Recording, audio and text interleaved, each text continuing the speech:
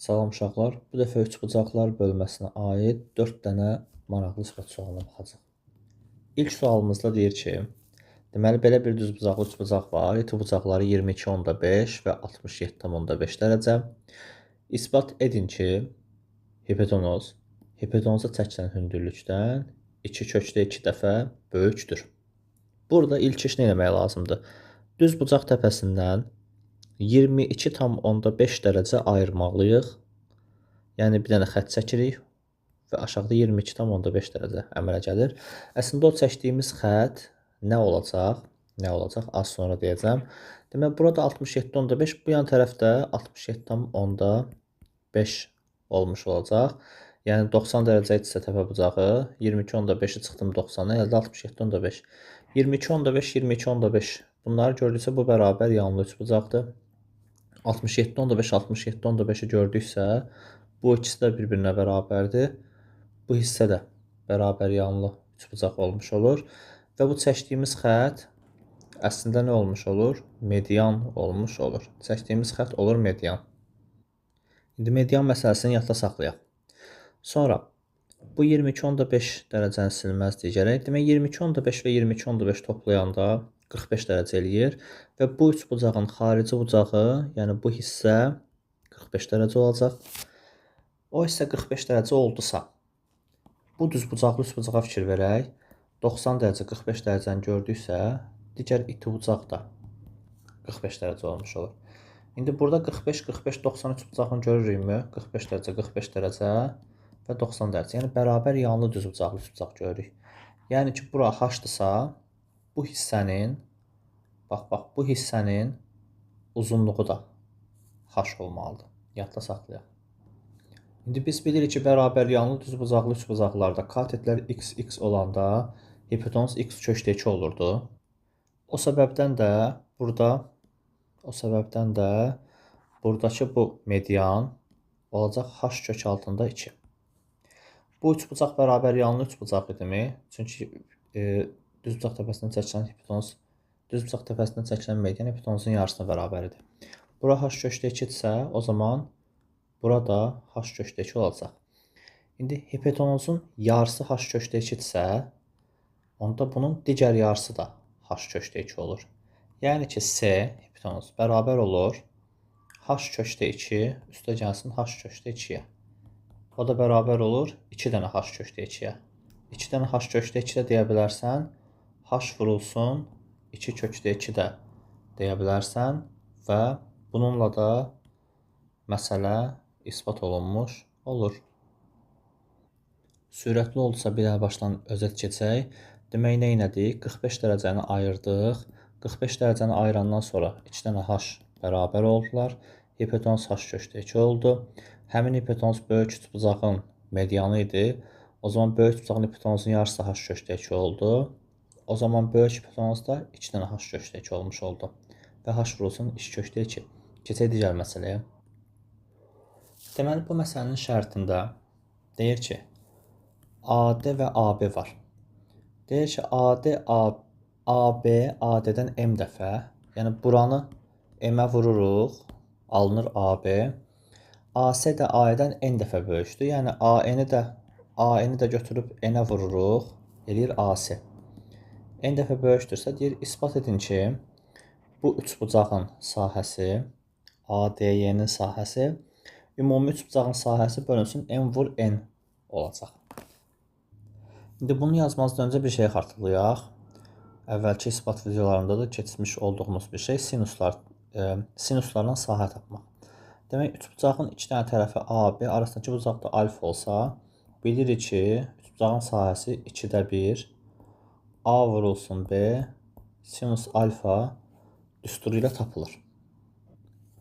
O zaman biz əvvəlcə üçbucaq ADY-nin sahəsini tapmağa çalışaq bu qayda ilə. Üçbucaq ADY-nin sahəsi nəyə bərabər olur? 2-də 1. Bu aradakı bucağa bir alfa deyək. Bucaq A alfa olsun. 2-də 1 vurulsun AD. Modul yazmayayım, amma modul yazmışam kimi düşünün. Normalda uzunluqlardan modul yazmaq lazımdır. Vur AE.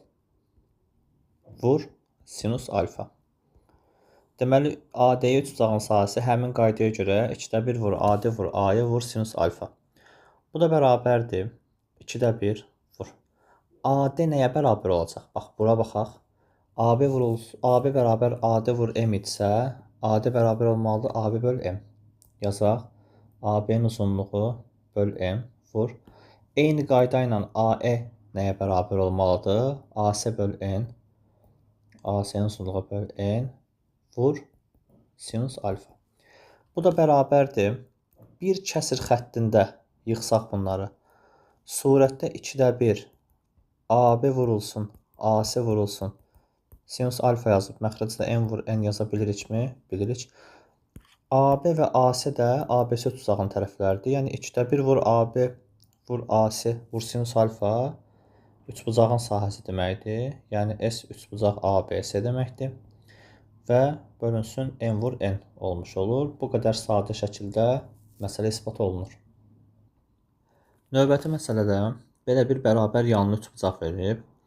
Deyir ki, bərabər yanlı üçbucaqda oturacaqda bir nöqtə seçirsən. O nöqtədən sağ tərəfə və sol tərəfə hündürlüklər çəkirsən. Deyir ki, isbat edin ki, bu hündürlüklərin cəmi bərabərdir sol təpədən çəkilmiş hündürlüyə. Ya da sağ təpədən çəkilmiş hündürlük də deyə bilərdik. Sol və sağ təpədən çəkilmiş hündürlüklər zaten eyni olur. Yəni, qısaca isbat edək ki, bərabər yanlı üçbucağın oturacağındakı nöqtədən yan tərəflərə qədər olan məsafələrin cəmi oturacaqdakı təpələrdən hər hansı birindən yan tərəfə çəkilən hündürlüyə bərabərdir. İlk öncə bu D nöqtəsindən B nöqtəsinə bir xətt çəkirəm.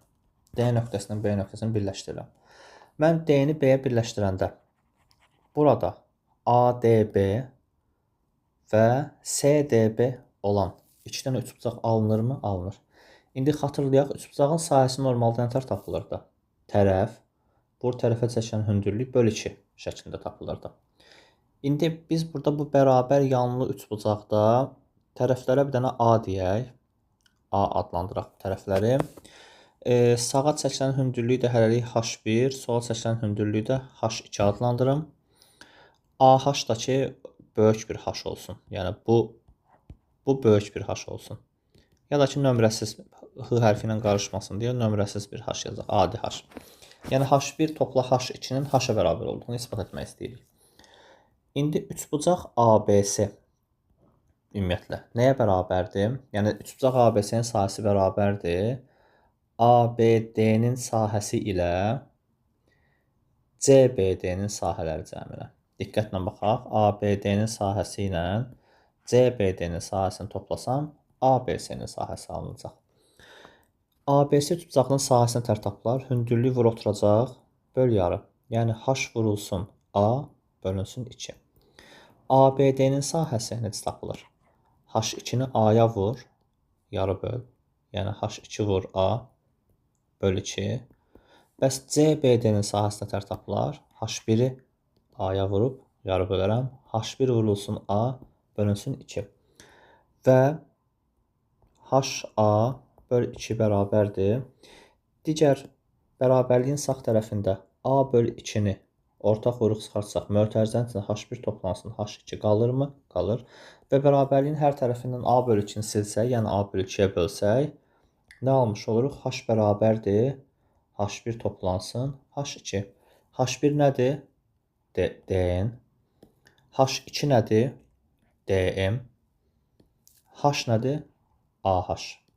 Yəni ki, bununla da bu məsələ ispat olunmuş olur. Keçək digər məsələyə.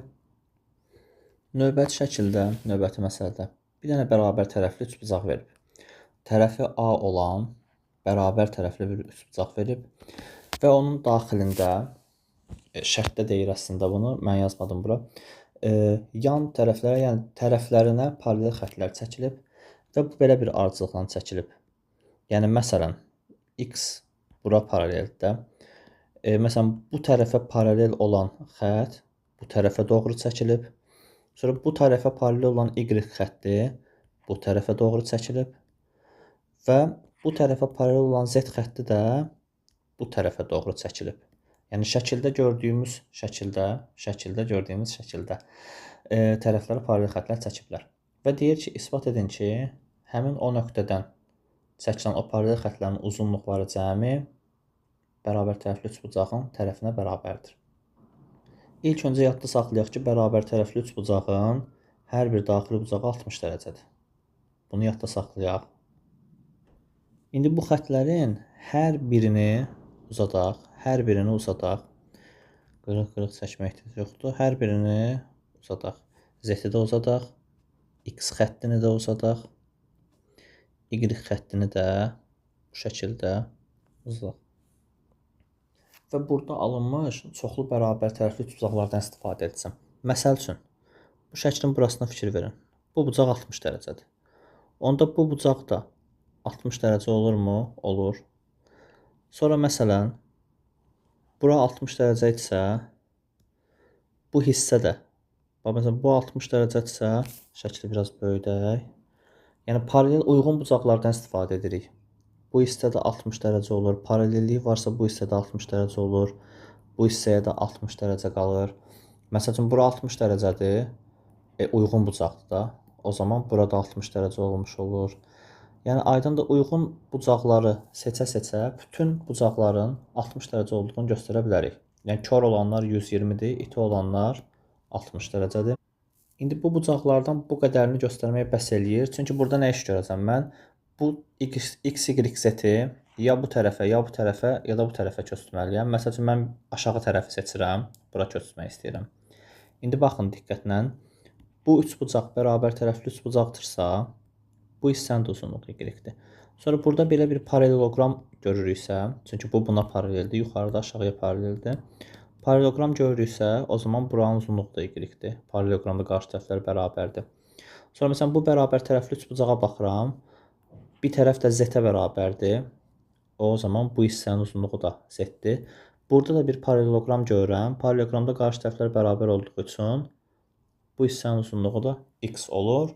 Ki, bu qaydanı sağ tərəfə, sol tərəfə də bu uyğun bucaqlardan istifadə edərək köçürtmək olar. Və son olaraq şəkildə görmüş oluruq ki, x, z və y üçbucağın bir tərəfi üzərində dayanıb. Yəni ki, həmin o üçbucağın tərəfi A olan tərəfi bərabərdir x toplansın, y toplansın z-ə və məsələ isbat olunmuş oldu. Və bununla da üçbucaqlar bölməsinə aid 4 dənə məsələyə baxmış olduq. Ümid edirəm ki, faydalı olmuşdur. Sağ olun, izləmədə qalın.